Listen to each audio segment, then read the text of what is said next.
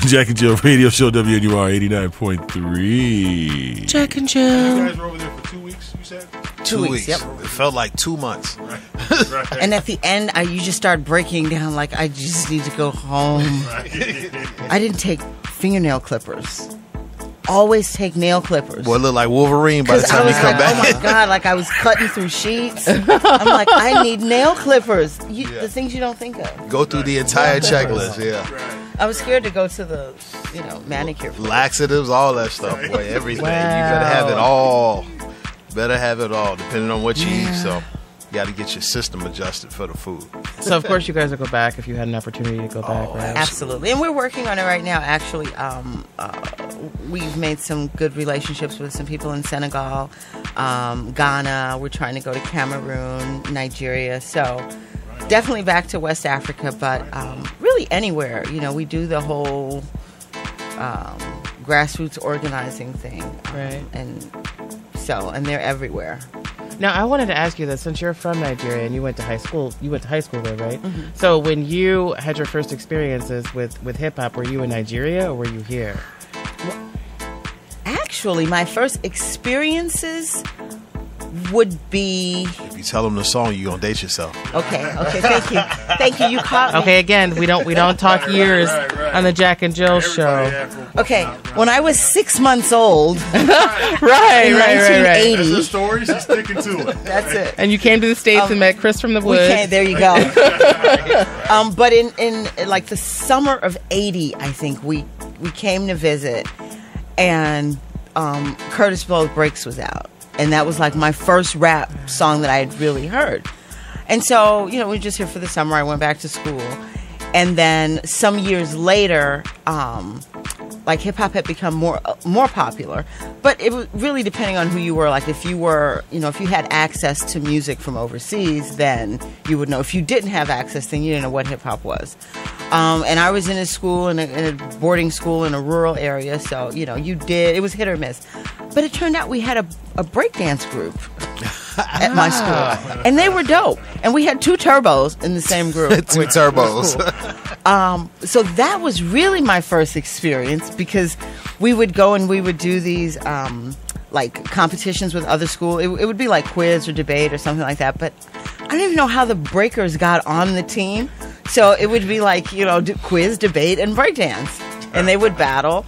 And that was like my first, like, okay, I know what this is. But then when I came back in college, a guy came up to me and was like, yeah, you're in my poetry class. I heard your poems are pretty dope. You want to join our rap group? And I'm like, sure. And that was pretty much it. Because I was always a writer and always wrote like poetry and songs. So hip-hop was like a kind of a natural progression from that. Right. So that was kind of my entry into hip-hop. That's really cool. Yeah, and then I came back in the 80s when I was 6 months old. Right. And so, I did my my hip hop thing, and then I did my house thing because, of course, I came back to Chicago. Right. And so, it's the same 4x4 beat. Yeah. So I had a nice mix of music when I came back. That's cool. That's really cool.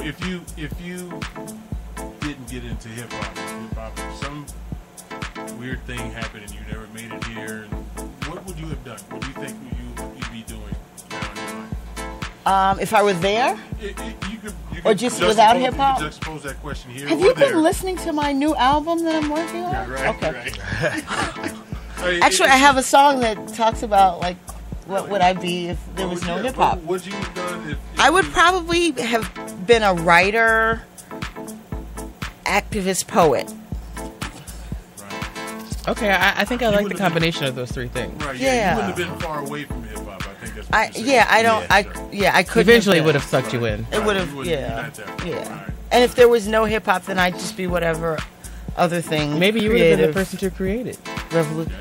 Never know. See, I miss my. I could have invented hip. I'm gonna invent something else. But see, it's just that you're too young, and someone else had thought of it already. Right, because you were only 6 months. I was only 6 months old, right? Yeah. So, what about you? And you hadn't met Chris from the You know Wood what? yet, if there without hip hop in existence, it would still be something with music because my mom would seriously, like when I start crying, she turned on some music and I'd shut up as a baby, or I'd be in the crib just singing or whatever. So it would definitely be music. And let my grandfather tell her I would have been a preacher. So probably some sort of a... You'd have been a Baptist preacher. I'd have been a Baptist preacher, a singing Music, Baptist preacher. there's Exactly. preaching. See? Yeah, or some sort of a counselor of some sort, because I feel like I'm always giving somebody some advice, or being Johnny on the spot when it comes to making a decision because of my Libra indecisiveness. So it's either impulsive or I put it on the back burner. So yeah, one of the two. I mean, definitely something with music. I don't think it would have been anything other than that, and probably some counseling or mentoring type of position for myself. Maybe a preacher. The editor's note here. I absolutely concur with what they're saying, because if you had asked me that question about them, I would have said the same thing, that somehow they would have been involved with music some kind of way, or something involved with the community, just because, again, I've had the blessings to see them, at different events, that involve the community. And I see how it's important to me. I see how it's important to them. That means something to me. Me myself, I only take 10 seconds to say about myself. I come from a family, from an environment that gave back. We used to own a group home working with at-risk teens. Nice. I was a counselor at Downers North High School. So I work with Youth MBA. So I always love to see people give back, give a little something, give a little piece of yourself. And that was one of the beautiful things. And that's why, again, I wanted you guys to expound on the trip to Africa. Because from what I saw, it was giving back. It would take a team of wild horses to keep you guys off the airplane to go. Oh, you know man, what I mean? tell me about it. Yes. There have to be all types of storms and problems. Yep. Airplane malfunctions to keep you here. So, They're like, I can fly this thing. right. Probably the toughest thing about the trip was the flight. That was about it, because you're on the plane for like a day. How long a flight was that? Oh, it's like a day. It was literally 24 hours Yeah. from when we got to the Yikes. airport and got to where we needed to be. Well, I mean, we had like a 6-hour layover. One flight was 9 hours. One flight was 6 hours. And there were like screaming babies and It was nuts. It was. no coffee sometimes. It And, seriously was. Although- and then every time you look out the window, you're like, "Are we almost there?" You look like you You're see like, nothing. It's just, No, you we're don't not even even see clouds. You're just there. Right. You're like, Yeah. "Oh no!" but But I would do it all again. I would tell them to knock me out for half the trip and then wake me up. oh, and speaking of, can I talk a little bit about Chicago Hip Hop Oh, Heritage Month? please. Yeah, so Let's hear like it. this was kind of Stage like our is yours. entry into really doing some organizing. But Chris and I had been like doing monthly networking socials for a while in like the late 90s, early 2000s. saying too And I'm saying too much. Okay. When we were 9. Right. And so in 2003, Chris, I, and some other people were chatting, and we were talking about really how Chicago should have its own hip-hop recognition something. And so we were like, we should have a Chicago Hip Hop Day. And then we were like, maybe we could make it like a week. And then we were like, maybe we should have a month. And so we drafted this resolution to recognize, and we weren't going for any of that 28-day crap. We wanted like The whole 30 we days. wanted a whole 31. 31. We picked July. Wow. Because July in Chicago is just fabulous. And we drafted this resolution to mark July as Chicago Hip Hop Heritage Month and presented it to the Chicago City Council through the 27th Ward, Alderman Walter Burnett. He presented on our behalf. And it passed. The resolution passed. And so since 2003, we've been marking the entire month as Chicago Hip Hop Heritage Month. And so the Chicago Hip Hop Initiative kind of takes the lead on organizing events, like official events around it. So we do, I mean, it's really, we still keep it really grassroots, but we have, we have events and showcases and forums and workshops. And really the goal of it is kind of as an educational piece, because a lot of young artists, especially, who, haven't been performing since they were 2 months old, don't know a lot about Chicago hip-hop history. We know about Biggie when he was little, and we know about this person and that person. Right. But we don't know, who G2 the Juggernaut is, or we might not know who an Ange 13 is, or whomever. And so we decided to create this month, one, as an educational piece, but as an opportunity to really honor and celebrate our own Chicago hip-hop pioneers and people who are constantly working to keep the culture alive. So that's what Chicago Hip Hop Heritage Month is all about. And this year, we celebrated the 10th one. So it's just been really exciting, and it's been a great way to promote. And that was another thing that we kind of promoted in Ivory Coast, that, you know, we were able to get this passed through our city. And yeah, everyone can't do it. Every mayor isn't going to approve it. But actually, when we were in Ivory Coast, at almost every place that we performed, the mayor came to our shows. Really? So we had the mayor at the show. Governors, everything. Yeah. And that just goes to show them that, yeah, these people might not have come out for anything else that you guys have done, but depending on what you do, you know, you're going to attract attention. And so, yeah. Tell them about the workshop at the radio, with the radio announcers and how they were talking, like the local artists. With the workshop when they were talking about not getting played on the radio? Yeah.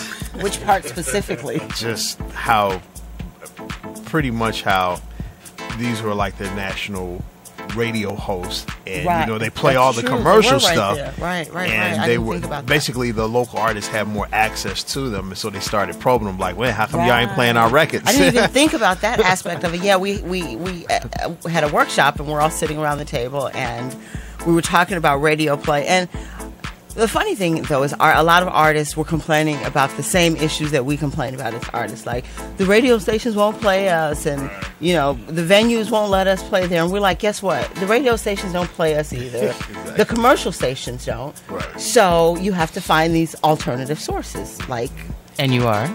That's right. Jack and Jill Radio. Jack and Jill show. Because, you know, I mean, I don't even know that I care that commercial radio doesn't play me. I certainly don't. I haven't listened to commercial radio in over 12 years. Me neither. And so people are like, have you heard that song? I'm like, no, I'm sorry, I haven't heard it. No, I haven't. And so we let them know that you're not alone. A lot of artists face that. But like Chris said, at this one town that we went to, their major radio, like the guys who have the biggest radio show in town, were there at the workshop. And so it went from it went from radio stations won't play us to, hey, you won't play us. And the stations were like, well, you know, we have program directors, and, you know, we don't make all the decisions, and, you know, there's a way. But then came in the aspect of, yeah, you can do hip hop, but if you want to play in the corporate arena, then you have to know, like, if you want radio play, then you have to have a product, and you have to know how to approach radio, and you have to be an artist, and that kind of thing. So, you know, just because you're on the block on the road doesn't necessarily on the road mean that they're, you know, gonna play you. And so if you want to be a commercial artist, then you have to play the commercial artist game, and that's a whole nother aspect of it. We didn't take them that aspect. We figured they can. Yeah, I was we'll going get to to ask that you later. about that too. Yeah. You know, a lot of artists feel that you know, well, we want to try to make the big buck, so, you know, let's, you know, we'll make some trap music or this or that, and you know, speaking for yourselves, has that ever been something that you thought about? Like, let's just make a commercial record, so we hear our voices on, you know, whatever station or whatever. Not in the slightest, not at all. And all I can say is good. Yeah, I don't think we would know how. Yeah, and you know what? And also, I think also what kind of refines it for me is, like, I kind of had like a bad taste in my mouth with some projects and stuff that I was doing in Chicago based around hip hop, and just, you know, how people deal with stuff and do things. But then when I went to Africa and I saw what hip hop meant to these people, when it renewed my faith. So when I got back here, you know, I still get, you know, even, you know, I get kids be like, hey, man, you ain't on the radio. I ain't seen your video. You ain't on TV. You know, but I went to Africa. You know what I mean? So, and then also, I think what also helps me doing hip hop, and also what helps me stay in my lane is, you know, like, I'll look back at videos from Noble or the Cote d'Ivoire Hip Hop Initiative doing shows. They're out in Africa, they're performing, they're doing my songs, and I'm sitting in my crib, you know, watching it on YouTube. So I'm like, you know what? I really care if they play me on WGC, whoever. You know, it doesn't really matter to me. It doesn't matter if I'm on BET. It doesn't really, because that's not where my value is. And musically, I might work with artists. I might have a track or something that sounds, maybe commercial or whatever. But me personally, you'll never see me rapping or trying to conform to that mold just to kind of fit in a particular lane. I feel like I've created my own lane, and you ain't gonna be wearing no Lil Wayne tight pants. No, you won't see me in skinny sunglasses jeans, and all that. Skinny jeans, no skinny nothing jeans. ever. No, But what if commercial music made a place for artists like you? Would you be open to that potentially? Well, now you're talking about. Right, Well, you know right. what, and it all depends on what type of input is put into that, because anything can be made commercial And how much you or have to marketable. compromise. Exactly. So it's like If you have to compromise. do we have to get Old English 800 as a sponsor? Right. You know what I mean? In order for them to actually play our music, or do we? You know what I mean? So And it all that's kind really of that depends. that slippery slope too, because playing devil's advocate, there's that flip side. Like for those artists, even in Ivory Coast, like it was just like it is here. There were some artists who feel like this is going to be my meal ticket out of the hood, and there were some artists who like, I just love to write, I like to create, and those are two different kinds of artists. And some are willing to be commercial. It doesn't even matter. They're just trying to get out of trying their to get to the situation. next level. They're Right, just yeah. trying Right. to. They're like, this is an opportunity. I'm gonna come up. I got these songs. I met this producer. We're getting ready to blow up. And then some are just like, I don't care about that producer. I just really want to make songs that express my message. And we dealt with a lot of that. So it's kind of just like it is here. Some kids do it because they feel like this might be an opportunity, and some do it because they feel like That's they have to it's express. a good point. And I want to ask you, what do you think about? Do you see some of that coming to Chicago hip hop? In other words, do you see, where you're at? Where your mind state is at. Do you see that here in Chicago? Do you see a lot? Enough of it, some of it, not enough? Where I see a lot of it, actually. Yeah. I see a lot, and then every day I'm meeting someone else, and I'm like, oh my God, I feel the same exact way. Or I meet people who are doing the same work that I'm doing, whether it's youth work in hip hop or people who are traveling. I mean, we're fortunate. I don't know a lot of people locally who, were able to say they went to the African continent, but people are traveling more now than we did at one time. Chicago artists are really positioning themselves in places to do great things. And so I feel like I'm just one of the people that are doing this, this great work.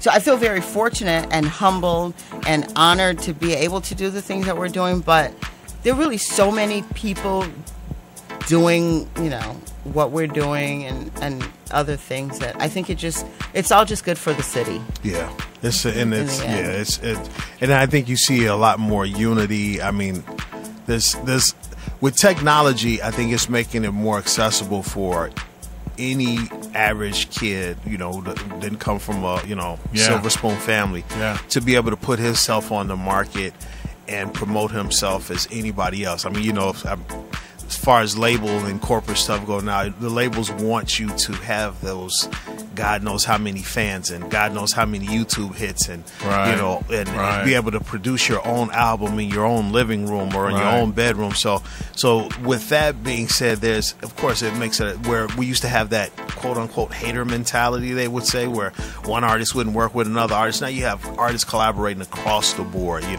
got just tons of people. I mean, like if I could, Chance the Rapper, I don't know if you guys are familiar with him, but I mean, I had an opportunity I met him on several occasions, but we met him a couple weeks ago. Just brilliant talent and just such a humble young man. So there's different examples of artists who are coming up in the industry in Chicago. I mean, kids these days, it's just a lot of different kids who and artists who are doing so many different things. So I see a unified thing starting to happen with Chicago artists, where it's not, I need to be the next Common Sense or I need to be the next Kanye West. There's room for anybody. As long as you have a talent and you have drive and you want to get your voice out so people can hear it, sky's the limit for you.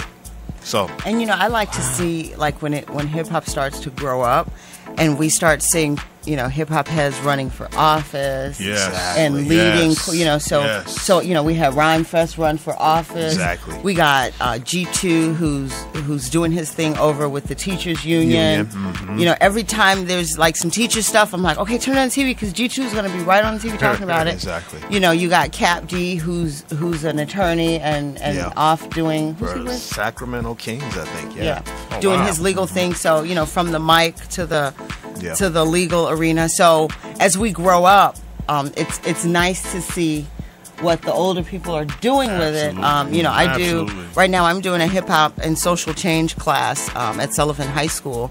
And so for me, that's just one way for me to kind of take my art and my voice and try to offer these young people an opportunity to do something else with it. But you got Hip Hop Detox, you got Kumba Links, you got Connect Force, you got all these other Southwest Youth Collaborative and organizations. You got Chiraq. Chiraq, who are out there just really doing like the day to day. So imagine if we looked at all of this stuff together and just took a step back, we'd go, wow, our city is dope. Yeah, Right. and it would be great if those corporations could see what these grassroots organizers are doing, and where you want to fund into the corporate malarkey, put some money behind these things and let some grassroots things resonate to a commercial level, but still keep its truthfulness of what the culture is about, giving back and not getting caught up in all the stereotypes of the bang bangs and everything else that goes on. That magic balance. I was going to say. say I was going to ask you guys too. Speaking of the corporate thing, how can you incorporate? How can you bring in the corporate aspect of it? What do you need from them? What are you looking from them to help you with? Resources and Obviously, money to money. supplement Sure. all the money that's been cut from everything. From education, even on a very basic level, like nutrition, like more money to fund better school lunches or more money to offer kids alternatives, even to teach them that, okay, those hot chips may look like carrots, but they're not carrots. Exactly. Right. And what the difference between eating a carrot and eating a hot chip will do. And just, educating the kids and educating the parents. Although, I don't know if corporations are really interesed in helping us build our communities. They might But potentially if be we for a could, price. yeah. Walgreens just recently was willing to donate lots and lots of money to the Chicago Public Schools in the way of $25 gift cards to encourage parents to come and pick up their kids' report cards from school. No, Really? Yeah, so it doesn't look like that's going to happen. So maybe they might be willing to give some of that money to some things like, what you guys are doing. Yeah. Wow. I wonder if it's opened up. Has some of those opportunities opened up for you guys? Seeing as you guys have represented our country and had dealt with the establishment, so to speak. Has anything opened up? Has anything opened up for you in particular? Have any corporations or anything showed any interest in what you guys are doing and sort of backing you guys? Has it been easier? I guess that's the thing, or has it opened? I'm going to be honest. I'm so grassroots and so organic that I'm used to just doing it on a shoestring. Okay. And so we just get the work done with or without the funding.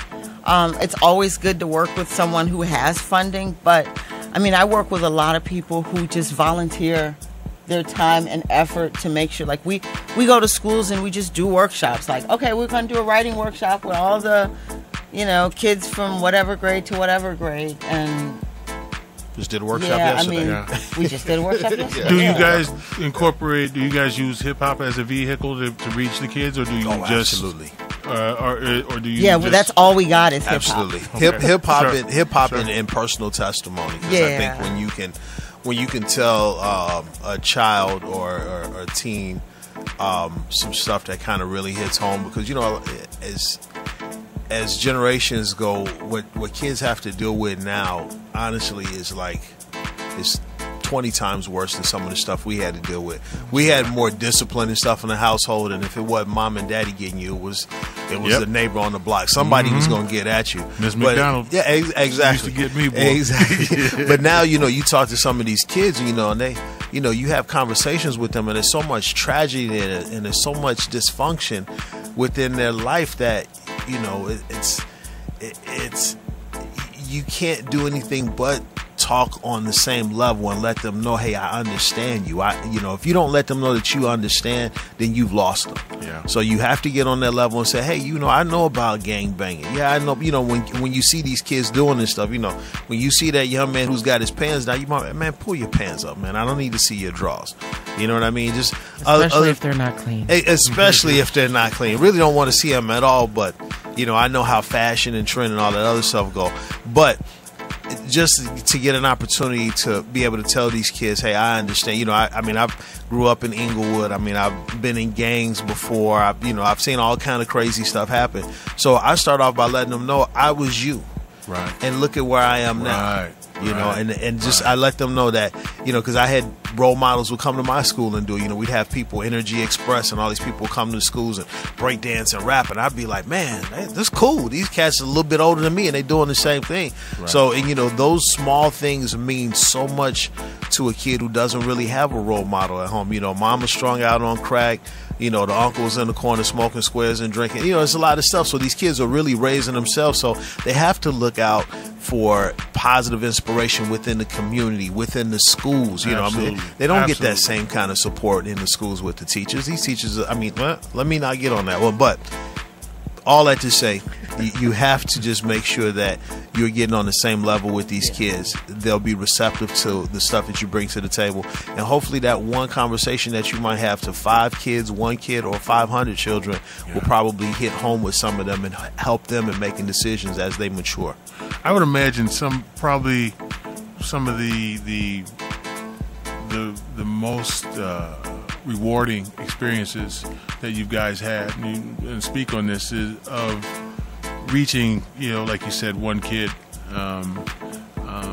I've had the pleasure to do that once or twice or so in my life too, and so reaching a kid, I would imagine, was probably more than doing a big show and all the diamonds and all that stuff, because if you reach a kid, Yeah, and I think showing that kid, or somehow letting that kid know that they are special, that they have something to offer, that that you want to hear them, that they are important. When they absorb yes. that and believe it, like, you can kind of see the spark when they're like, I can do this. Or you're teaching them something and they finally get it. You're like, and I try to tell my kids, I'm giving this for you. You learn it, and then no one can take it away from you once you learn it. Then it's yours, and you can build on it. And that, for me, that's rewarding, to be able to give them something that I can see that they're going to use. And, I think hip-hop validates that kind of work, because we could do the same work. If we didn't have hip-hop, they'd be like, oh, here come that corny lady talking about easy glue and recycling, know. But if we, do a little rap after we tell them to recycle, then somehow we're cooler than if we just told them to recycle. So we just incorporate, it's really all about, I think, and in a lot of our songs, it's all about, like, accountability and ownership and individuality, and how can you change the world. Right. So it's... and words, such music has always been an educational tool. Yeah. I remember watching, Morgan Freeman when he did Easy Reader on the Electric Company.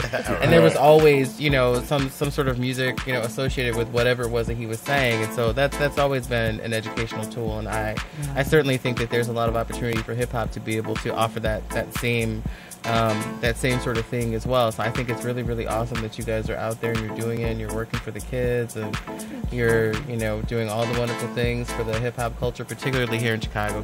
Jack and Jill Radio Show, WNUR 89.3. Jack and Jill.